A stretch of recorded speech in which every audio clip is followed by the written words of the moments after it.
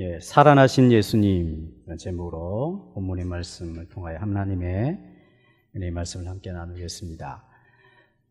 부활절은 기독교에 있어서 가장 중요한 절기라고 할 수가 있습니다. 예수님의 십자가의 죽음과 부활, 이것은 기독교를 이루고 있는 가장 중요한 두 진리의 기둥입니다. 예수님께서 죽음을 이기신 날이죠. 사망의 권세를 이기셨습니다. 사단이 지니고 있는 가장 강력한 무기를 해체시키시고 승리하신 날입니다. 부활이 없다고 한다면 기독교는 존재할 수 없습니다. 부활이 없다고 한다면 이렇게 교회가 존재할 리가 없는 것이죠. 만약 부활이 없다고 한다면 우리의 믿음은 헛된 것이 되고 또 우리가 소망하는 것은 참으로 부끄러운 것이 될 것입니다. 부활이 없다고 한다면, 다시 사는 것이 없다면 우리가 이 땅에서 절제할 이유가 없고, 다시 사는 것이 없다면 참을 이유도 없을 줄로 압니다. 부활이 있기 때문에 우리는 소망을 지니고, 부활이 있기 때문에 어려움을 이겨내며, 부활이 있기 때문에 절제하면서 이 땅을 살아가는 것입니다. 만일 부활이 없다면 우리 세상에서 가장 불쌍한 사람 중에 불쌍한 사람이 될 것입니다. 안 믿는 사람들이야 부활이 없다고 생각하니까 자기 멋대로, 자기 마음대로 할 수 있지만, 믿음의 사람들은 부활이 있다고 믿는데 그래서 절제하고 참아내고, 그런데 만약 부활이 없다면 얼마나 불쌍한 사람이 되겠습니까? 그러나 부활은 성경을 통하여 확실하게 우리에게 가르쳐주고 있는 것입니다. 씨가 땅에 떨어져 죽으면 많은 열매를 맺습니다. 죽지 아니하면 한 알 그대로 있습니다. 이것을 통하여 바울이 부활을 설명하죠. 자, 보라, 죽을 것으로 심어야 이렇게 열매를 많이 맺는다. 씨가 이러하거든 우리 육체도 또한 그러하다. 이 죽을 몸으로 심고 썩지 아니할 영광스러운 몸으로 다시 살 것이라 말씀을 합니다. 그래서 부활절은 다른 어떤 절기보다 기독교에 있어서 가장 중요한 절기라고 할 수가 있습니다. 그럼에도 불구하고 우리는 지난 한 주간 일어난 사건을 통하여 너무나 힘겨운 시간들을, 우리뿐만 아니라 모든 한국 사람이라고 한다면, 정상적인 사고를 가지고 있는 사람이라면 너무나 힘겨운 시간들을 보냈습니다. 지금도 여전히 우리는 너무나 힘든 상태에 있습니다. 세월호 침몰 사건을 통하여 일어난 1차, 2차 여러 가지 어려움을 통하여 실종된 가족들은 사투를 벌여가며 어려운 시간들을 보내고 있습니다. 기독교 매체들은 삶과 다투어 혹시라도 몰상식한 성경 해석을 하는 분들이 부활절을 빌미로 하여 엉뚱한 말을 할까, 또 이번에 또 누가 또 잘못된 발설을 하여서 기독교를 욕먹일까, 참 두려운 마음을 가지고 좀 자제를 해달라, 좀 조용히 좀 지내달라, 힘든 사람들 함께 고통을 짊어지고 애도하는 마음을 가지고 조용히 지내라, 이렇게 권면의 말을 하고 있습니다. 행여나 혹시 우리 중에도 실로암 망대가 무너져서 18명이 죽었던 사건을 들어서 사람들이 예수님께 달려와 예수님 보십시오, 저들은 죄가 우리보다 엄청 많아서 저렇게 하나님이 심판을 받는군요, 이렇게 교리적인 정죄를 가지고 예수님께 달려들 사람들이 있었습니다. 그때 예수님 말씀하셨습니다. 저 사람들이 너희보다 죄가 많아서 저렇게 죽는 줄 아느냐? 너희도 회개하지 아니하면 다 이와 같이 망하리. 이것은 개인적인 일이 아니라 온 사회가 하나님 앞에서 돌이켜야 될 일이라 라고 주님이 경고해 주시는 것이죠. 살아남으면 복을 받는 것이고, 잘되면 하나님의 복을 받고, 죽으면 하나님의 저주요, 우리의 생활들이 좀 뒤틀리고 어긋나면 그것은 하나님 우리를 못살게 구는 것으로, 그렇게 너무 흑백 논리로 성경을 보거나 신앙을 단순화시켜서는 결코 아니 될 것입니다. 이런 일들을 당하게 되면 우리는 우리의 신앙으로 설명할 수 없는, 우리의 신앙의 수준으로 말할 수 없는 그런 부분들이 참 많이 있습니다. 수많은 사람들이 답을 내어내려고 애를 쓰지만 그러면 연거푸 그것이 참 부족한 답이었다라고 말할 수밖에 없을 것입니다. 어떤 말을 해야 될지 모르는 그런 참 어려운 시간들을 보내고 있습니다.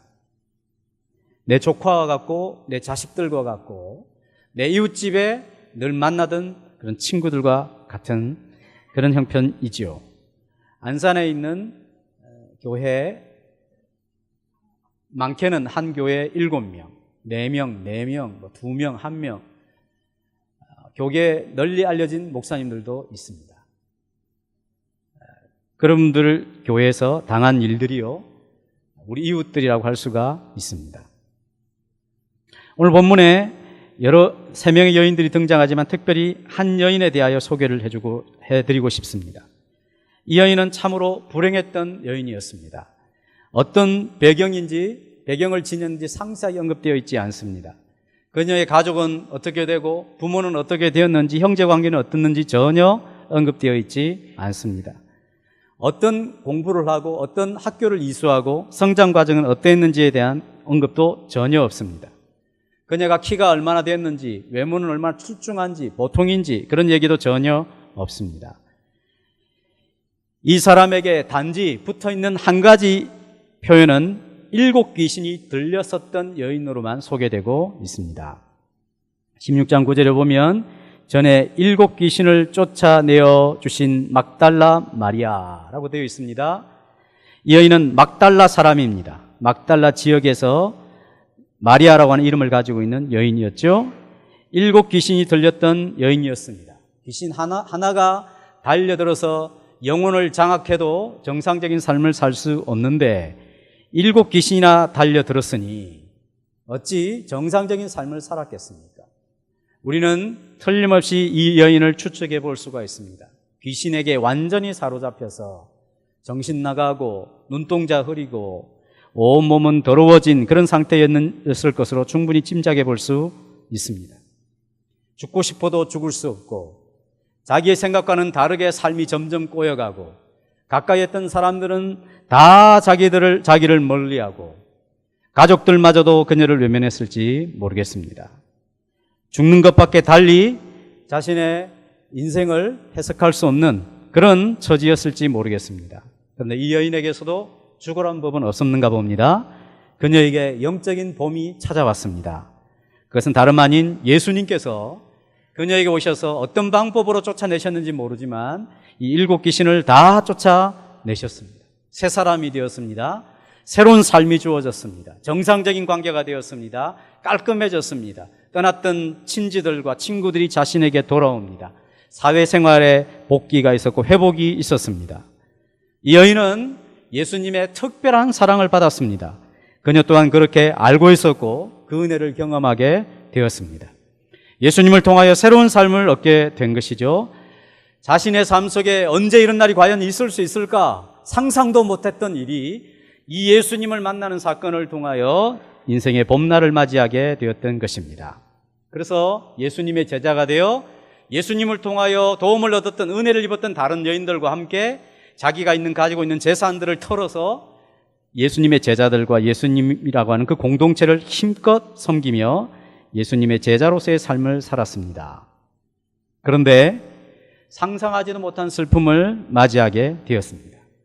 자신에게 생명을 주셨고 자신에게 새 삶을 주셨던 그 예수님이, 아무 죄 없으신 그 예수님이 사람들에게 잡히신 것입니다.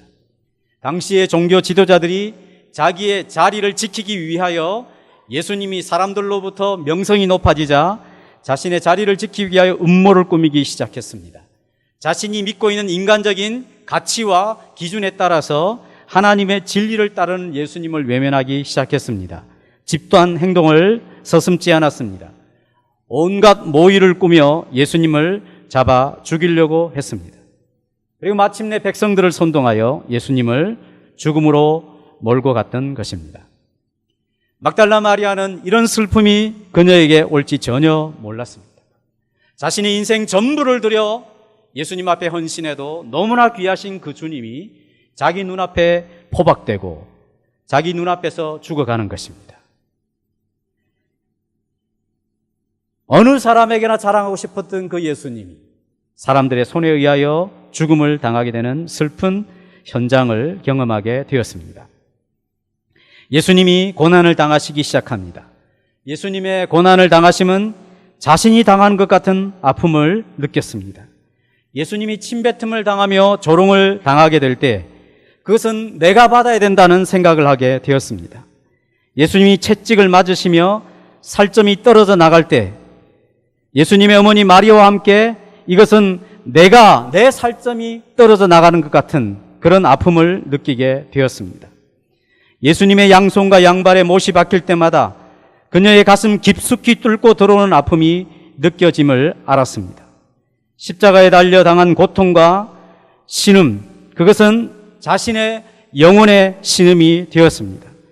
예수님이 십자가에 달려 느끼는 주님의 목마름은 마치 그녀의 목이 타 들어간 듯한 느낌을 가지게 되었습니다.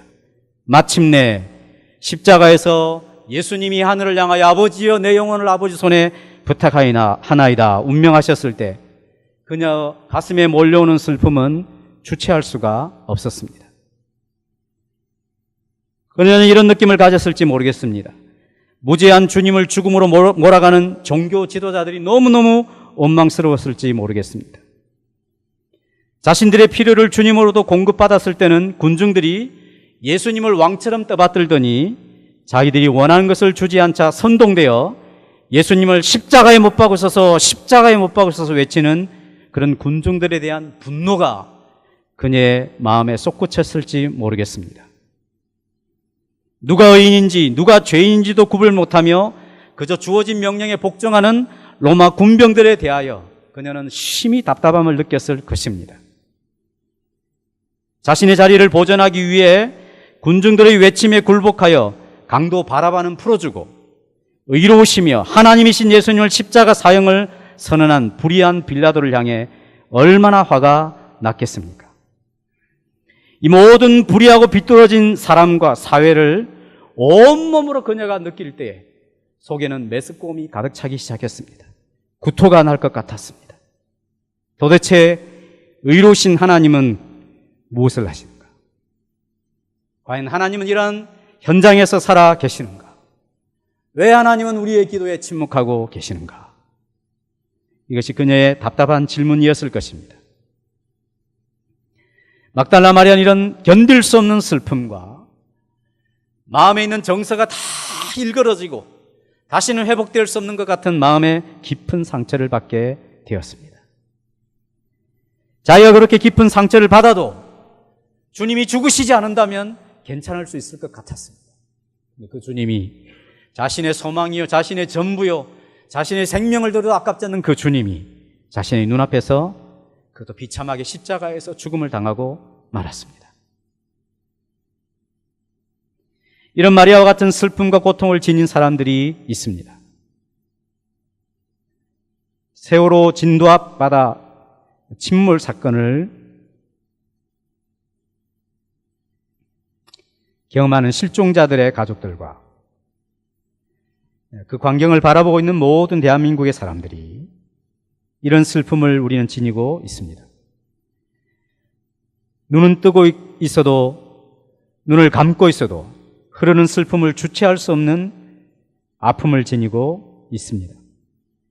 금방이라도 엄마 아빠 나 다녀왔어요 할 것 같습니다. 얼마나 배가 고플까? 얼마나 무서울까?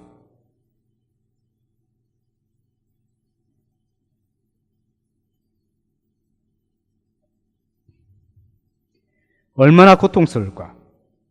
행여나 구조되면 추울까 싶어 담요 한 장 준비하며 먼 바다 향해 기다릴 수밖에 없는 그런 부모들이 있습니다.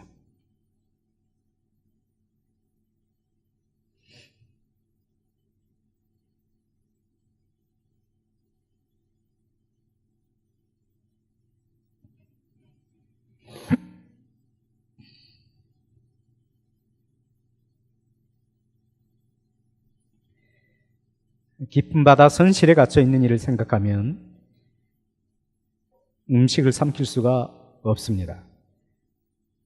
조금이라도 따뜻하게 있는 것이 너무나 죄스럽습니다. 숨도 제대로 삼키지 못하여 약사가 처방해주는 청심환을 다 삼키지 못하고 토해낼 수밖에 없는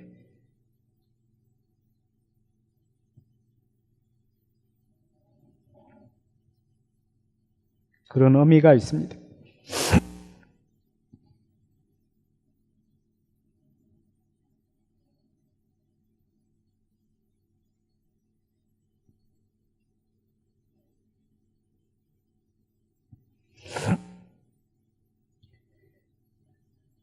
평상시 더 사랑하지 못했으니 몸내 미안하고.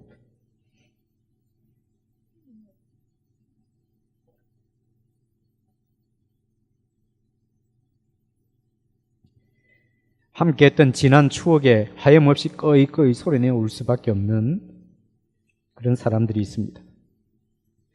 그들은 다 같이 한결같이 하는 말이 있습니다. 하늘이 무너져 내리는 것 같다는 것이죠. 잘못된 판단으로 수많은 사람을 사지로 두고 가장 뒤늦게 탈출을 시도해야 할 선장이 가장 먼저 구조되었다는 소식을 들었을 때 어찌 사람의 탈을 쓰고 저럴 수 있다는 말인가? 분노를 느끼게 되는 것이죠. 어느 누구도 책임을 지지 않으려 하고 실종자 수도 몇 해나 걸쳐 번복하며 실종자 가족들의 기대에 전혀 못 미치는 행정으로 도저히 믿을 수 없는 정부에 대한 그들의 분노와 실망은 얼마나 큰지, 왜 급선회를 했을까? 경험도 일천한 사람에게 왜 맡겼을까? 그것도 물살이 그렇게 센 곳에서 왜 책임을 맡겼을까? 조금만 더 빨리 선실을 탈출하여 갑판으로 올라오라고 하지 않았을까? 하는 원망과 아쉬움을 한들은 아무 소용이 없지만 먼 바다를 향하여 자식 묻혀있는 그곳을 바라보며 끓어오르는 분노를 삼키지 못하는 이들이 있습니다. 이 와중에도 1억 원 주면 구출해 주겠다느니 쓸데없는 유언비어로 실종자 가족들의 가슴을 후벼 파는 이들도 있습니다. 하나님께 수없이 기도하고 도움을 요청합니다. 그럼에도 불구하고 하나님은 너무나 침묵하고 계시고 과연 살아계시는가? 슬픔과 정서를 다 다쳐버린 마리아와 같이 이렇게 아파하는 고통스러운 실종자 가족들이 있습니다.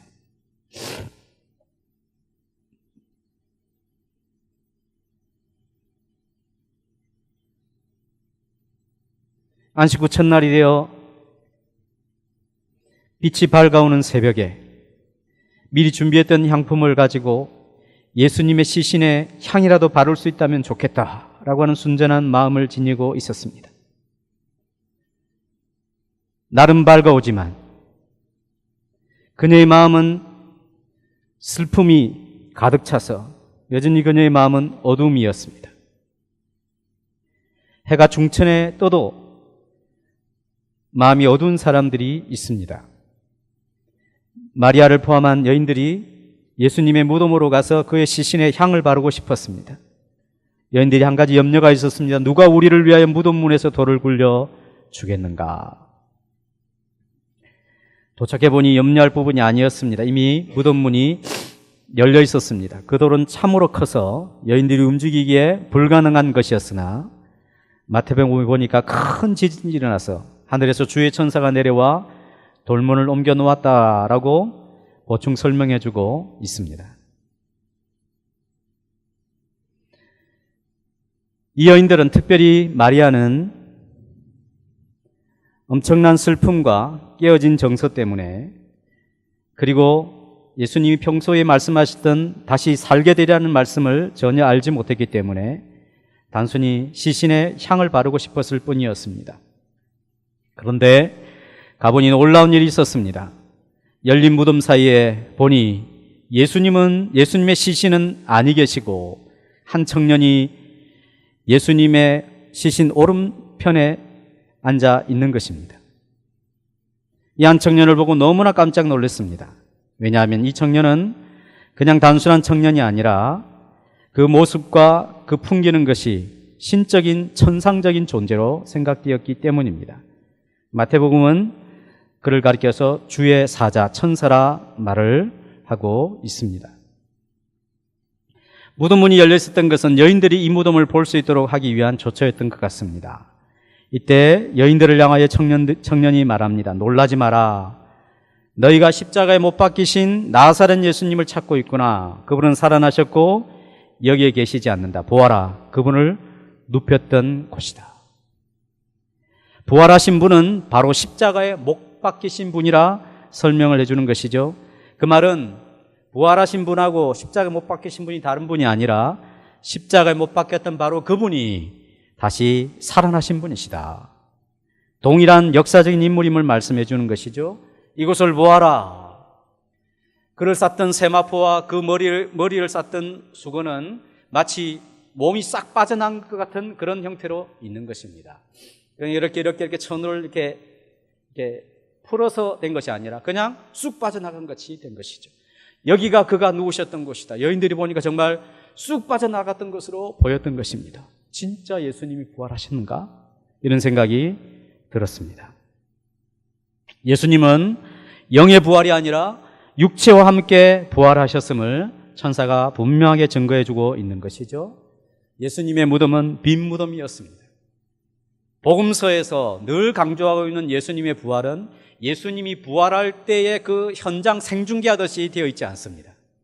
이미 예수님은 부활하셨다는 것을 선언하고 그 증거로 늘 빈 무덤을 이야기하는 것이죠. 보라, 예수님의 무덤은 비어 있는 것이다.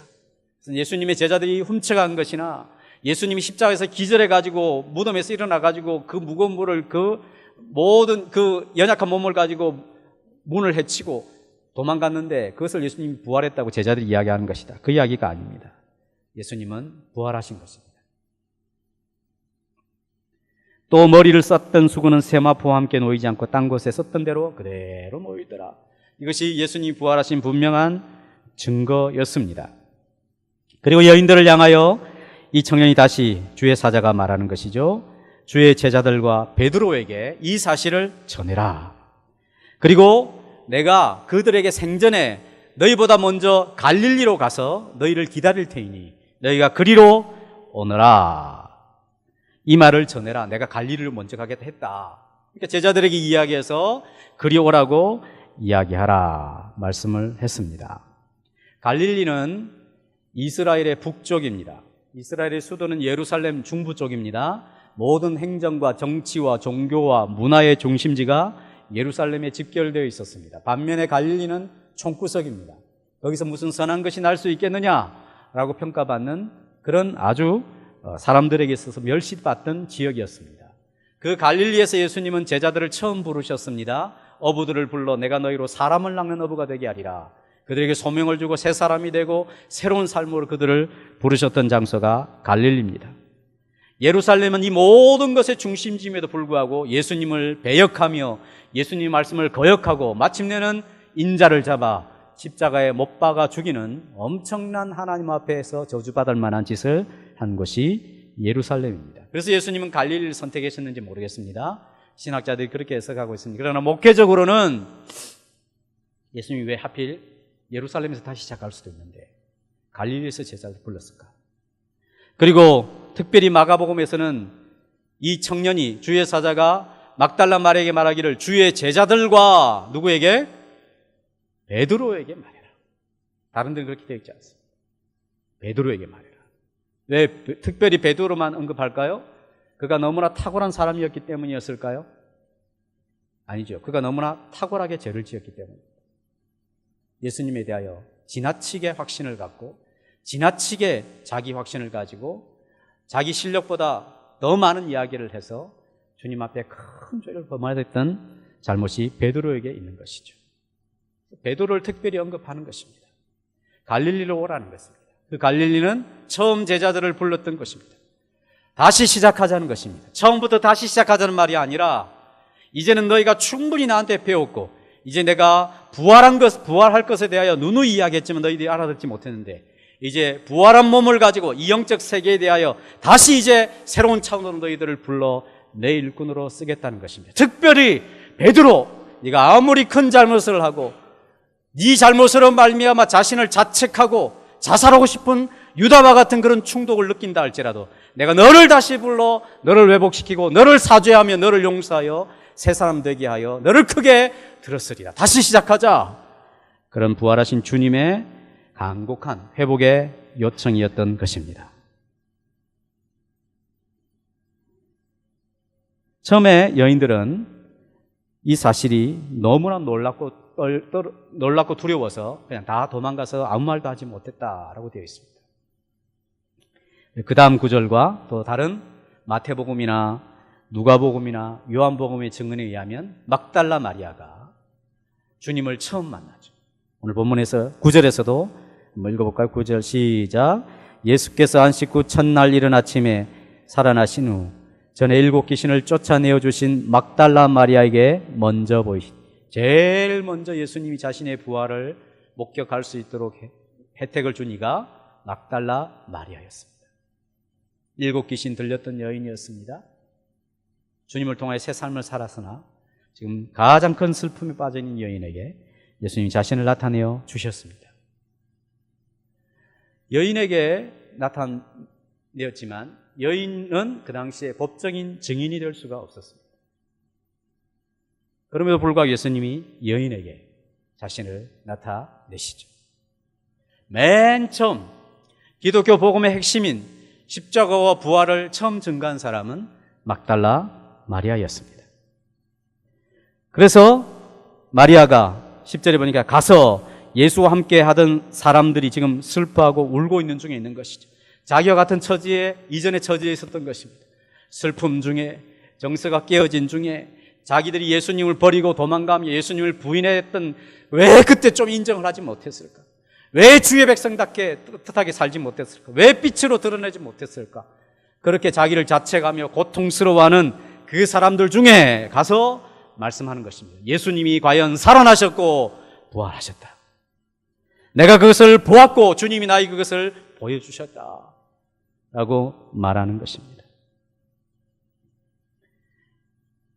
이 몇 절의 상관을 두고 막달라 마리아는 완전히 새롭게 변화된 사람, 이 슬픔의 사람이 기쁨의 소식을 전하는 사람이 되었습니다.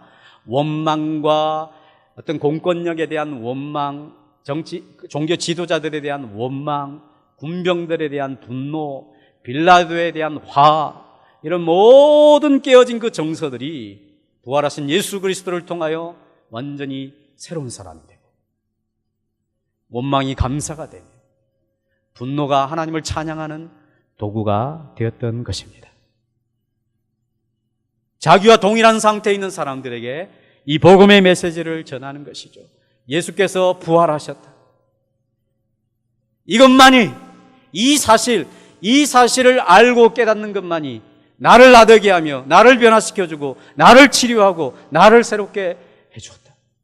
여러분들도 동일한 슬픔 중에 있을 것이고 여러분들도 동일한 아픔 중에 있는 것인데 이 예수 부활의 생명을 여러분도 받아들이라 도전하는 것이죠. 그런데 이 제자들이 믿지 아니하였습니다.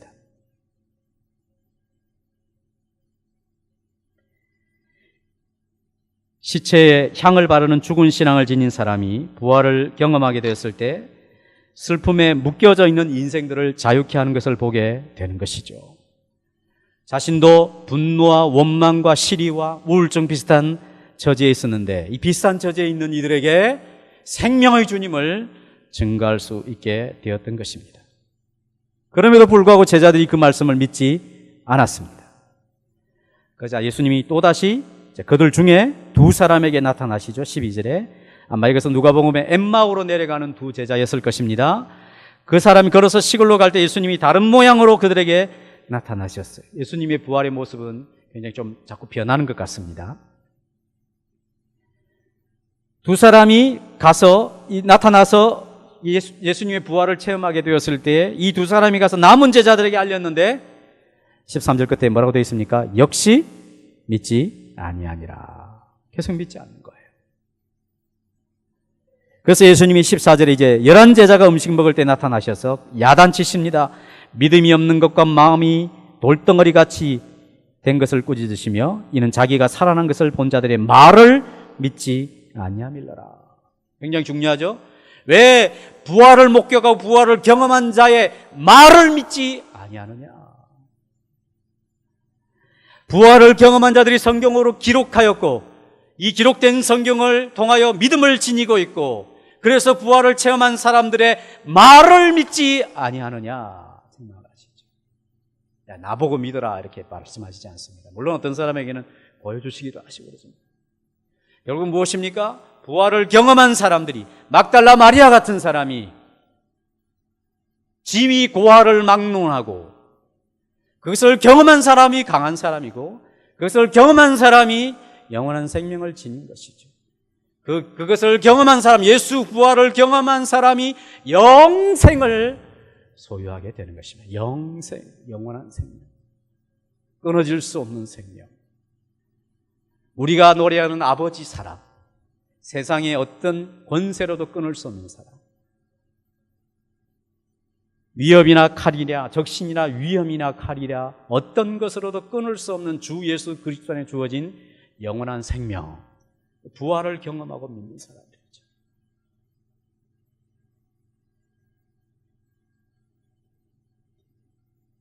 부활은 어느 날 갑자기 믿어지지만 이와 같이 조금씩 믿어지는 것입니다. 막달라 마리아가 증거해도 믿지 못합니다. 두 사람이 봤어요. 막달라 마리아는 혼자 봤다 할지 여자가 봤다 이렇게 표현할 수 있지만 남자 두 사람이, 그것도 제자들이 예수님의 부활을 경험하고 제자들에게 전했습니다. 근데 역시 안 믿는 거예요. 믿음이라는 것이 금방 생겨나는 사람도 있지만 이렇게 생겨나지 않는 사람도 있습니다. 중요한 것은 자꾸 들어야 되는 것이, 자꾸 야단을 맞더라도, 주님께 책망을 받더라도 부활을 반드시 경험하는 것이 중요합니다. 지금만큼 부활이 절실할 때가 어디 있겠습니까? 예수님은 생애에 3명의 사람을 살리신 적이 있으십니다. 배당장, 쉽게 얘기하면 교회를 관리하는 장이 있는데 12살 된 여아가, 딸이 죽었습니다. 얼마나 힘들었겠어요. 예수님을 찾아왔습니다. 예수님이 달리다굼 소녀야 일어나라. 소녀가 그 주님의 생명의 음성을 듣고 소생하게 되었어요. 배당장이 얼마나 좋았겠어요. 죽었던 자를 다시 받았습니다. 예수님 또한 청년을 살렸습니다. 나인성에 살고 있는 한 과부의 외아들이 있었는데 이 외아들이 금방 그냥 죽고 말았고, 상이 막 치러지고 행여가 나갑니다. 그때 예수님이 그 상을 멈추고 잔다 그러죠. 죽은 것이 아니다. 그 청년을 깨워 그 과부에게 주십니다. 과부의 기쁨이 얼마나 컸겠습니까? 예수님이 나사로를 살렸습니다. 거의 가족처럼 지내는 나사로, 마리아, 마르다, 이 세 남매는 가족처럼 지내는데 그 중에 아마 나사로가 맞이였던 것 같습니다. 나사로가 죽었는데 죽은 지 나흘이 지났습니다. 무덤을 열어라 그럽니다. 주변에서 말합니다. 주님 이미 죽어서 나흘이나 지났으면 냄새가 납니다. 내가 말하지 않았느냐. 나를 믿으면 부활하게 되리라. 하나님의 영광을 보리라. 무덤을 열었습니다. 나사로야 나오너라. 자, 나사로가 천이 동여면체로 나오는 거예요. 얼마나 두렵고 놀라고 기뻤겠어요. 한 소녀와 한 청년과 한 장년을 주님이 살렸습니다. 노인은 안 살렸습니다. 왜 그런지 모르겠습니다. 3명을 살렸습니다. 죽은 자를 통하여 엄청난 슬픔이 몰려 그 폭풍은 엄청난 것이죠. 그것이 자연사로 오랫동안 수명을 다해도 돌아가신 것이 못내 아쉽고 90몇 세에 상을 치러도 그 상을 가보면 다 가족들이 울더라고요. 조금만 더 사셨으면 그러시더라고요. 그런 것이 인지상정인데 12살 아이가 죽고 청년이 죽고 장년이 30대 초반의 사람이 죽고 이랬을 때 그 가족의 슬픔이라고 하는 것은 또 그 주변에 그 아는 지인들의, 이웃들의 슬픔이 얼마나 컸겠습니까? 주님이 그들을 살려서 주시죠. 얼마나 큰 기쁨이 컸겠습니까? 이러한 부활이 절실할 때가 아니겠습니까? 우리는 이제 어느 정도 이런 짐작을 합니다. 벌써 4일이 지났기 때문에 과연 누가 거기서 살아올 수 있었을까? 72시간이 데드라인이라고 96시간이 지났습니다. 누가 살 수 있을까? 오늘 아침 뉴스에 보니까 이제 실종자 가족들도 조심스럽게 그래도 알아볼 수 있을 때, 살점이라도 붙어 있을 때 살을 부벼가며 장례식 치를 수 있도록 하는 것이 좋지 않겠냐, 그런 이야기가 조심스럽게 나옵니다. 구조 후에 인양을 해야 된다라고만 주장하다가 더 이상 이러다가는 내 자식, 내 가족 얼굴도 알아보지 못한 채 이거 장례 치를 판이니 인양부터 먼저 하는 것이 좋지 않겠냐. 그렇게 이야기가 되더라도 여전히 그들은 믿기지 않고 다시 살아올 것만 같은 것이죠. 이와 같이 부활이 절실할 때가 어디 있겠습니까? 한 사람을 살리는 데 있어서 돈이 많이 들어가는 것이 우리는 하나도 아깝지 않다는 생각을 하게 되었습니다. 죽어가고 있는 한 사람을 살리기 위하여 살아있는 몇 사람이 희생이 되더라도 살려내는 것이 마땅하다고 하는 중요한 가치를 우리는 조금씩 깨달아가고 있는 것이죠.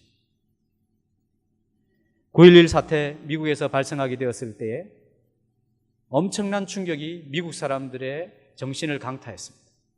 자기들은 실제적으로 피해를 당하지 않았음에도 그런 현장을 계속 방송하고 보고하면서 같이 이렇게 마음이 함께 동하게 되는 것이죠. TV를 보고 울고 방송하다가 울고 그러면서 막 마음이 정서가 자꾸 깨어지는 것입니다. 그래서 몇몇 사람들이 공동체적으로 우울증에 걸리고 어려움을 겪는 것이죠. 기도한다고 눈을 감고 있으면 울음이 나옵니다. TV만 보면 눈물이 나오고 인터넷을 켜고 바라보고 있으면 눈물이 줄줄줄 나오고 이러다가 야, 이 정상적인 삶을 살지 못하는 거 아닌가 이런 생각이 들 정도예요. 사회학자들에 의하면 이런 아픔을 잘 치료하면 공동체가 좀 더 책임을 갖고 훨씬 더 성숙한 자세로 성장할 수 있다고 하는 그런 결과도 있다고 합니다. 우리가 이것을 잘 견뎌내야 합니다. 물론 죽은 자들이 다시 살아나고 그러지 못할지도 모르겠습니다. 이 아픔과 이 슬픔이 금방 사라지리라고 생각하지 않습니다. 부활신앙이 아무리 분명하다 할지라도 자식을 그 생죽음으로 사지로 내몰고 밖에서 할 수 있는 것이 분명히 있었는데 자신은 전문적인 것이 없어서 자기가 하고 싶지만 그래서 정부의 힘을 빌고 전문가의 힘을 빌었는데 수많은 행정체계로 말미암아 허락받는 데만 시간 다 보내고 정치인들이 왔다 갔다 하면서 방해하고 그런 일을 통하여 얼마나 미어지는 부모님들의 애타는 가슴이 있겠습니까? 조금만 더 손을 쓸 수 있었다면 혹시라도 내 아들, 내 딸, 내 가족을 볼 수 있었지는 않았을까 하는 그런 아쉬움들이 많은 것이죠.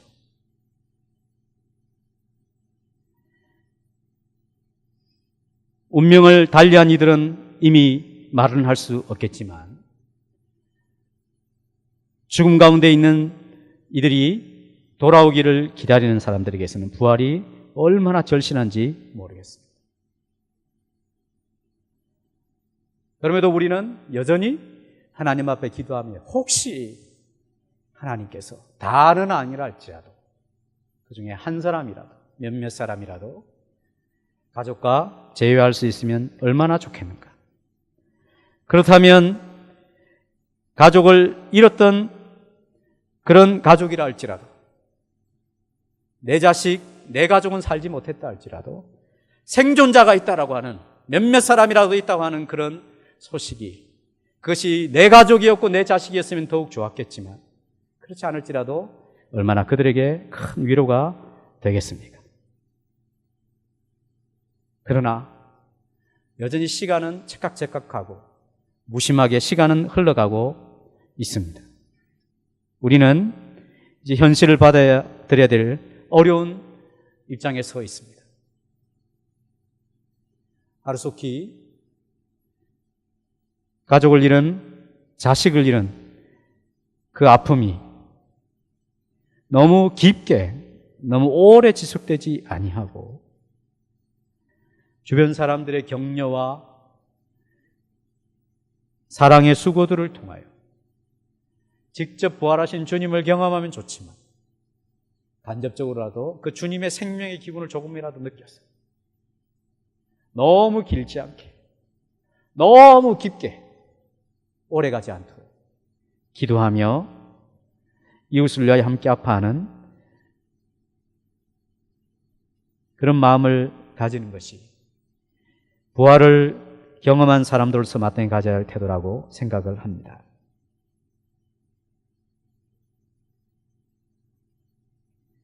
바울이 로마 교회를 향하여 여러 말씀을 교훈하지만 이렇게 한 말씀을 교훈합니다. 너희가 웃는 자와 함께 웃고 우는 자와 함께 울라 했습니다. 영생을 소유하고 부활을 지닌 자의 특성은 함께 해주는 것입니다.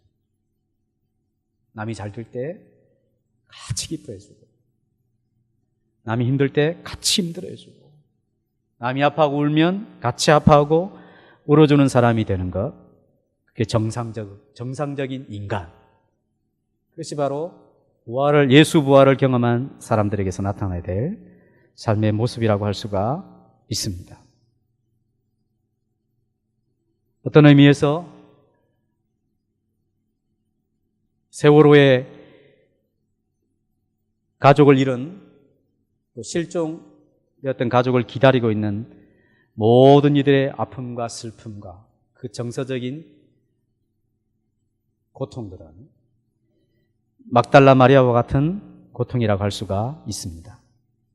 부활의 주님께서 그녀를 만남으로 그녀의 삶을 새롭게 해주시듯이 다시 한번 이 한국 땅과 이 고통과 아픔을 겪고 있는 이들에게 하늘로부터의 은혜가 사람들의 손길을 통하여 나타나는 귀한 역사를 통해서 하루속히 치유되고 회복되는 그런 있기를 바라고, 우리 성도들 또한 이 어려운 때를 믿음으로, 기도로 부활하신 주님을 만나고 경험하는 기회로 삼고 잘 극복해 갈 수 있는 은혜가 있으시기를 주님의 이름으로 축복합니다. 오늘은 우리 기도 제목을 가지고 함께 기도한 시간을 갖겠습니다.